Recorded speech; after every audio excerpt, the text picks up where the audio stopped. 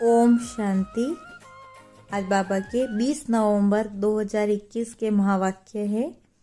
शिव बाबा बोले, मीठे बच्चे, सबको एक बाप का ही परिचय दो, एक बाप से लेन देन रखो, बाप को ही सच्चा अपना पोता मिल दो।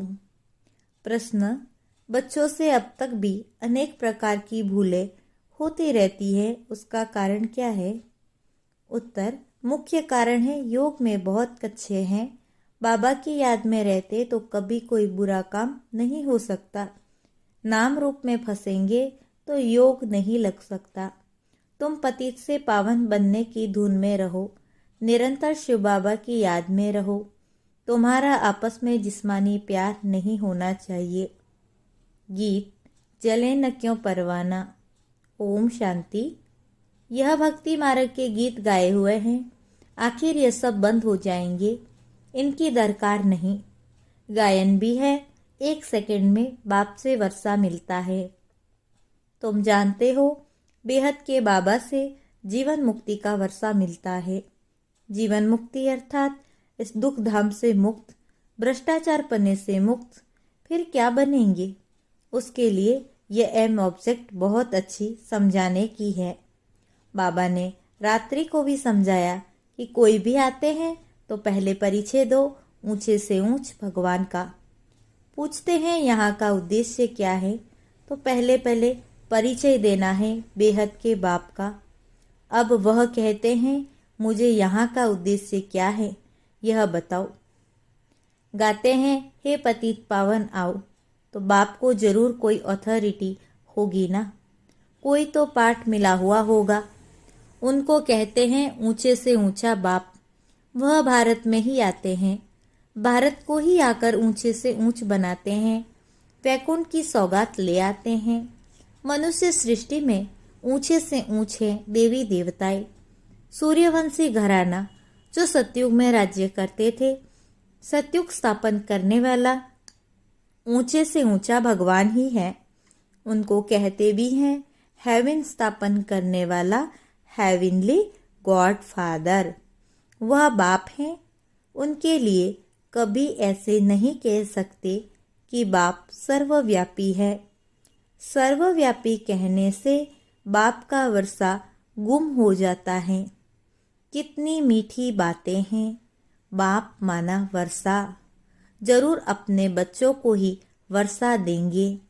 सभी बच्चों का बाप एक ही है।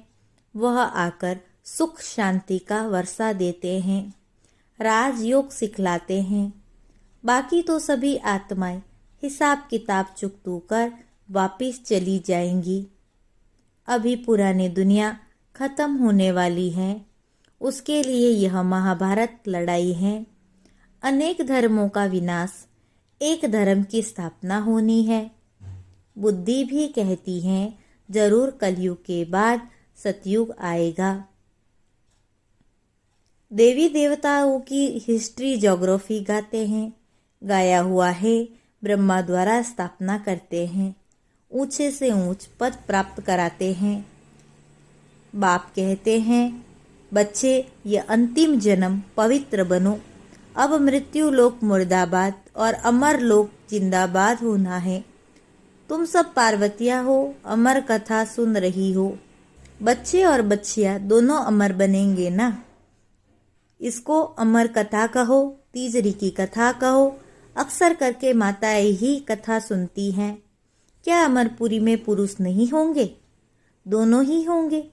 यह बाप ही समझाते हैं कि भक्ति मार्ग में शास्त्र क्या कहते हैं और बाप क्या कहते हैं।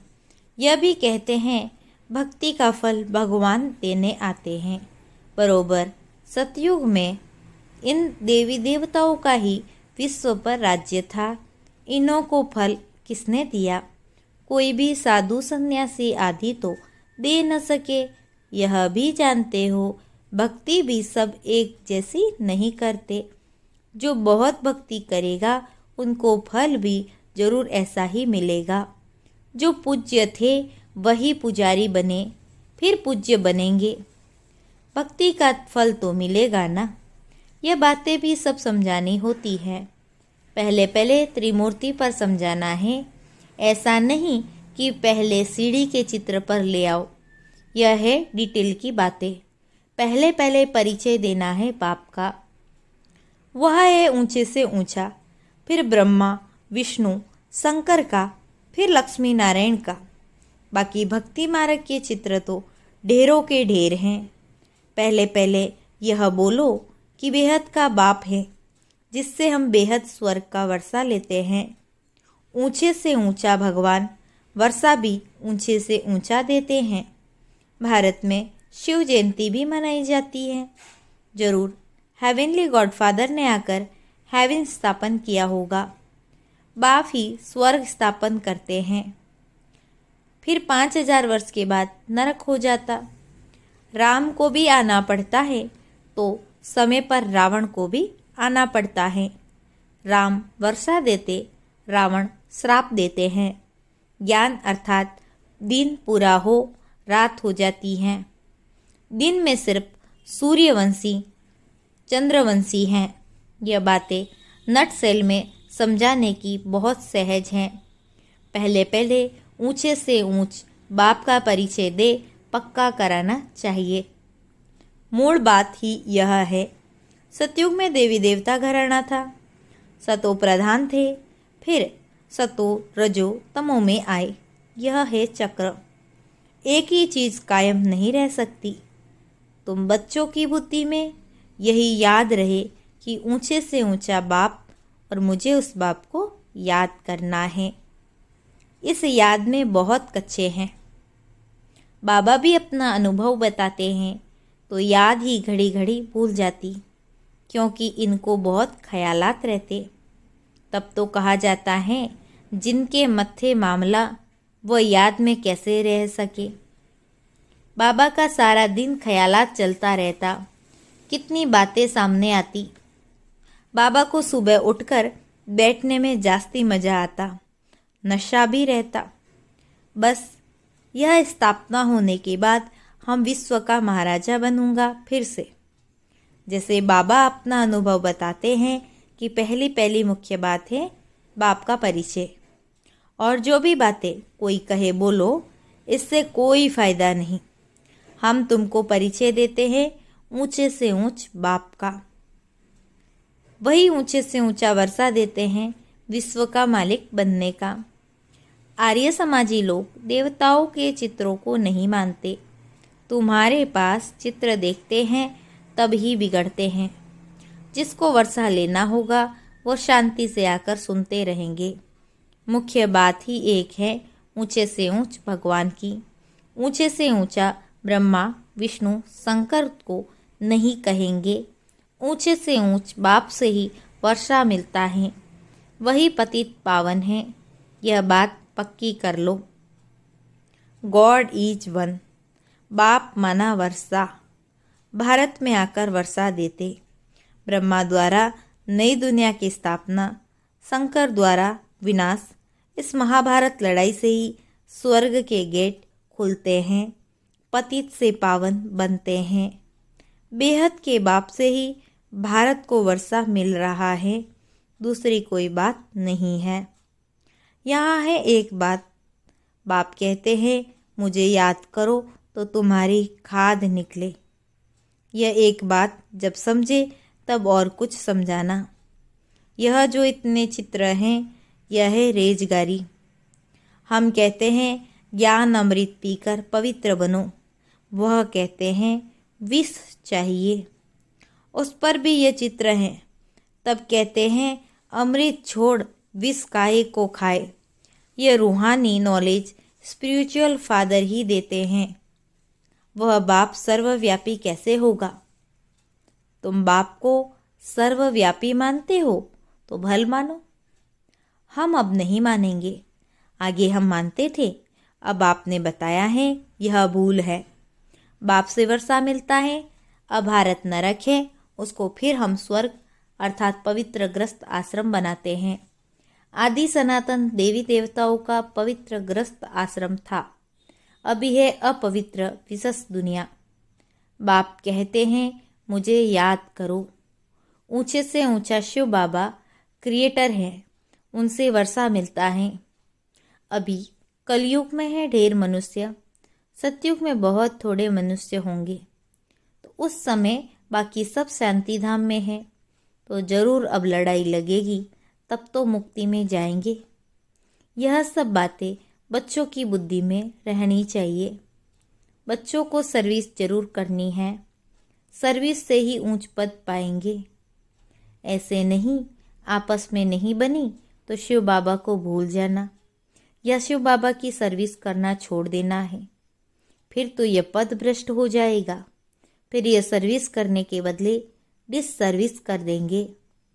आपस में लून पानी होकर सर्विस को छोड़ देना, इस जैसा बुरा काम कोई नहीं।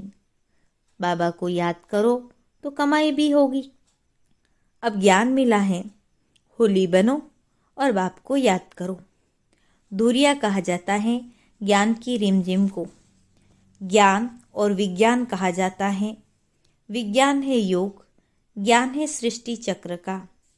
होली धुरिया मनुष्य कुछ समझते नहीं है। बाप को याद करना और ज्ञान सबको सुनाना।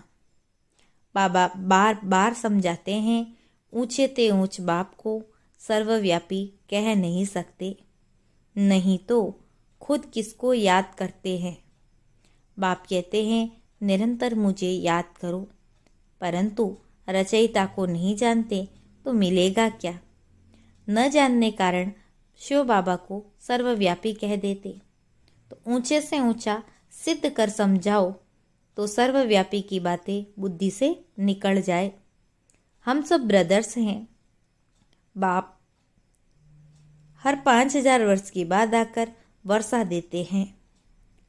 सतयुग में देवी देवताएं होंगे, बाकी सब मुक्ति में जाएंगे।